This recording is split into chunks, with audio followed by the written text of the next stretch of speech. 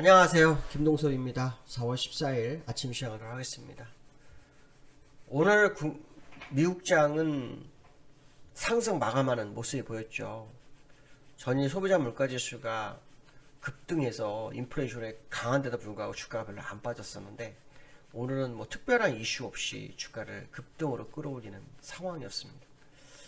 내용들을 보면 실적 발표가 좀 주요했던 거고 그 다음에 지표 발표가 하나 있었고요. 또 하나는 자넷 옐런 발언이 있었던 걸로 보입니다. 일단 실적 발표가 14일부터 있다고 제가 말씀드렸었는데 항상 미국은 금융주가 제일 먼저 실적을 발표합니다. 금융주에서는 JP 모건이 분기 실적을 발표를 합니다. 근데 순이익이 40%가 감소를 했죠. 제가 지난번에 한번 그런 게 있어요. 기업들은 인플레이션 상황에서는 실적이 좋다가 1분기, 한 분기, 두 분기 정도 지나기 시작하면 실적이 안 좋아질 거다라는 얘기를 한번 해드린 적이 있었는데 이제 그게 현실이 되는 거 아닌가 이런 생각 해봐야 될 것 같고요. 그 다음에 항공주가 주가를 좀 끌어올렸어요. 시장을 끌어올렸는데 이게 이제 참 시장 해석하기 나름입니다. 델타항공이 분기 손실이 났어요. 2분기 손실. 그런데 2분기 때 항공 예약이 급증할 거다. 급증을 하고 있다. 그래서 순이익이 전환될 거다. 이렇게 얘기를 했다고 합니다. 그게 시장을 끌어올렸죠. 그러면서 그 관련해서 다른 항공주도 동반 상승하는 그런 모습이 나왔는데요. 코로나가 지금 아시겠지만 좀 완화되는 분위기도 있고 이제는 또 위도 코로나로 뭐 가야 될 상황이 돼버리고 하니까 이제 오늘도 아침에 뉴스를 보니까 여행에 대해서 많이 풀어주기 시작하더라고요. 그러니까 아마도 항공 예약이 되고 있어서 뭐 기대감이 커진 거다. 이 정도 해석이 되는 것 같고요. 그 다음에 이제 오늘 JP모건이 실적 발표됐잖아요. 내일 금융주가 처음에 실적을 먼저 한다 그랬으니까 이제 내일 그러니까 오늘 밤이겠죠. 골드만삭스, 시티, 모건, 웰스파고 뭐 이런 실적 예상이 있습니다. 어떤 결과가 나올지 좀 지켜봐야 되겠죠. JP모건이 실적이 안 좋은 거 보면 기업마다 약간 차이가 있겠지만 전체적으로 금융주가 그렇게 좋지 않을 수 있지 않을까 뭐 이 생각도 좀 드는 상황이고요. 그 다음에 이제 어제 소비자 물가에서 발표라고 하는데 오늘 3월 생산자 물가지수가 발표했습니다. 10% 넘는 수준의 모습을 보였죠. 지난해 같은 기간에 비해서 약 11.2% 정도 됐다고 합니다. 근데 이제 중요한 것은 뭐냐면 4개월 연속 10%대를 기록하고 있다는 게 문제가 되고 있죠. 그 지표는 3연속 법칙이라는 게 있습니다. 3번 연속으로 같은 방향으로 비슷해지면요 그게 추세가 돼버리는 경우인데 지금 이 생산자 물가에서 그 상황이 아닌가. 소비자 물가지수도 8.5가 나왔죠. 사실은 저는 9 전후 예상을 했었습니다. 근데 생각보다 낮았는데 그래도 중요한 것은 뭐냐면 계속 오르고 있다는 거죠. 그렇다면 지금 현재 이 생산자 물가지수도 인플레이션 영향을 미치고 있는 상황이기 때문에 시장에는 사실은 호재라고 보기는 없죠. 악재 쪽으로 기울은 상황이죠. 근데도 미국이 올랐어요. 델타항공 뭐 이런 것 때문에 올랐다기보다는 제가 볼 때는 립서비스가 시장을 이끄는 거다 이렇게 생각을 합니다. 아까 여기 제가 제목을 써놨죠. 옐런의 발언. 옐런이 한 대담에서 이런 얘기를 했답니다. 연준이 경제에서 연착륙을 달성할 수 있을 것이다. 인플레이션 잡을 수 있을까요? 인플레이션 계속지는 연착륙 어렵거든요. 인플레이션 연착륙 가능하다. 그만큼 자신감 필요하겠죠. 근데 이 재무부 장관이 아시겠지만 그 연준 의장 출신이잖아요. 그래서 뭐 신뢰가 있었는지 모르겠지만 립서비스가 강력하게 시장에 먹힌 거 아니냐 이렇게 보여지고 있습니다. 근데 이 립서비스가 참 미국은 참 커요. 왜냐면 지난번에 그 3월에 FOMC 회의 때 0.25 금리 인상을 하면서 제롬 파월이 그 얘기를 했어요. 금리 인상을 해도 경기 침체가 오지 않을 거다. 미국 경제는 경기 침체를 이겨낼 만큼 강하다. 뭐 이런 얘기를 했어요. 그런 이유가 발생하면서 시장을 끌어올렸거든요.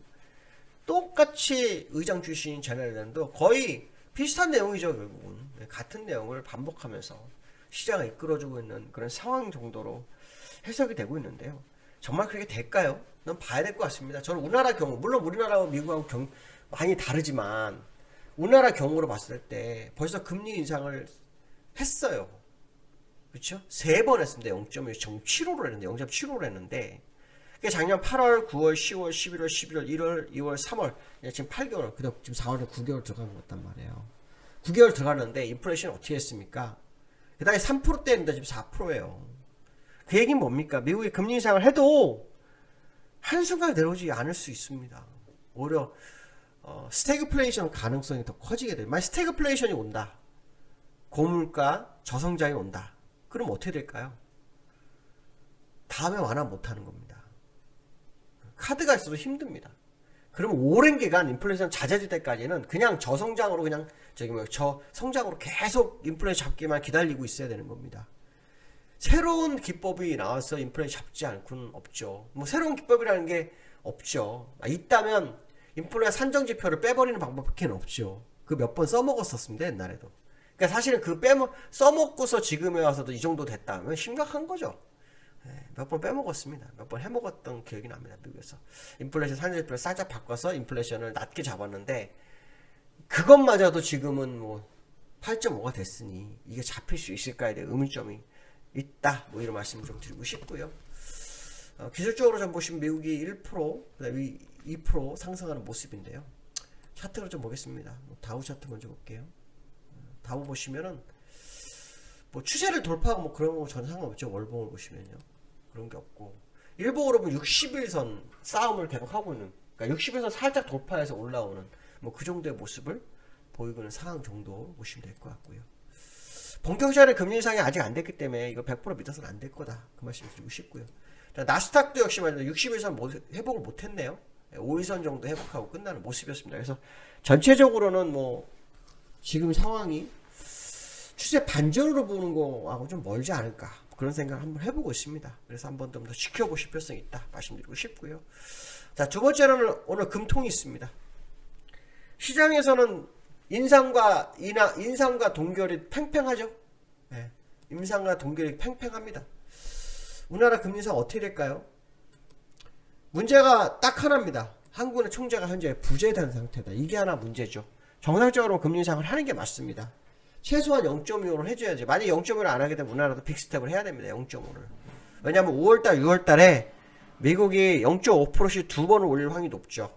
그러니까 거기에 맞춰서 최소한 한 번은 빅스텝을 해야 되는 상황이 보일 수 있기 때문에 이번에 차라리 그 충격을 덜 받게 해서 0.25를 해는 게 맞지 않을까, 저는 개인적으로 생각합니다. 근데 시장에서는 총재 부재로 인해서 금리 인상이 어려울 거다라는 얘기도 꽤 많습니다. 그것도 문제가 되는 건 사실이죠. 그래서 우리나라의 오늘 금통위가 시장의 방향성을 상당히 좀 영향을 미치지 않을까, 뭐 이런 생각도 해봐야 되지 않을까 생각이 됩니다. 문제는 뭐냐? 자, 금리 인상을 안 했을 때 미국의 금리 인상을 5월, 6월 해서 우리가 금리 차가 없어지면 그때의 시장의 모습이 되게 중요하지 않겠느냐. 외국인들의 어떤 시장에 대한 대응, 특히 뭐 그 환율이 어떻게 되는지 이게 굉장히 중요하겠죠. 왜냐, 금리가 높은 쪽으로 이 돈은 움직인다고 제가 항상 말씀드렸잖아요. 예, 그 모습을 본다 그러면 이번에 그 금통이 굉장히 중요하지 않을까, 그런 생각 해봐야 될 것 같고요. 그 다음에 이제 세 번째로는 어제 코스피가 2,700을 회복했습니다. 진짜 어마무시합니다. 예, 어저께 뭐 한 방에 회복을 했습니다. 저는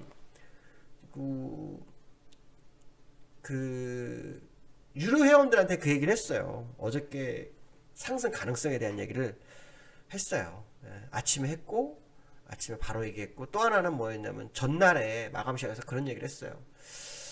포지션상으로는 만기 전까지는 하방이 보이지가 않는다, 막혀있다. 그래서 왕복 달리기가 될 수도 있다, 이 얘기를 했었는데 어저께 왕복 달리기를 해버렸어요. 무슨 말이냐면 하락으로 있던 게 한 번에 위쪽으로 다 가버리는 그런 상황이 됐어요. 오늘에 대한 방향성도 사실은 대충 언급을 해놨어요. 오늘 만기잖아요. 언급을 해놨는데 될지 안 될지 좀 봐야 될 것 같습니다. 중요한 것은 뭐냐, 수급적으로 기관의 현물 매수, 얘네들이 오늘도 유지할 거냐 아닐 거냐, 이거에 되게 중요합니다. 지금 이 시장은 밑으로 흘러오는 과정인데 기관들은 그 과정 속에서 옵션에서 자기 수익을 최대치로 가져가려고 항상 노력을 많이 합니다. 그 모습이 어저께 나왔다고 판단해 쓰고 있거든요. 그리고 오늘이 만기 날이잖아요. 그러니까 오늘 또 한 번 그 모습을 보일지 아닐지, 이게 오늘 중요한 관전 포인트가 되겠다, 이 말씀 드리고 싶습니다. 오늘 여기까지 하겠습니다. 감사합니다.